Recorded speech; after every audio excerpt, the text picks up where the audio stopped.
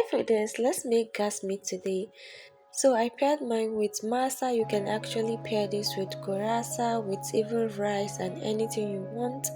This is so flavorful and amazing, and I can't wait for you to try this.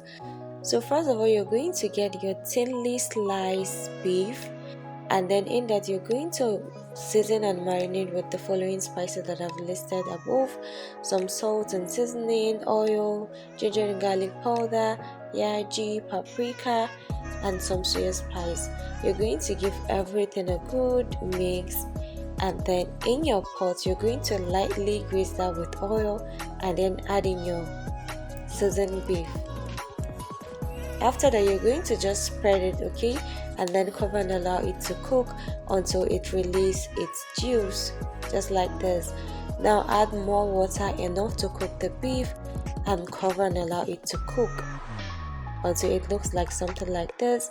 Here you adjust your seasoning, and then you add more of that soya spice and plenty onions. If you don't like onions, you can actually omit using this and just add onion powder instead, and your gas meat is ready. This is so yummy. By the way, I added some parsley just to enhance the flavor, and your gas meat is ready. Hope you will be trying this. Bye.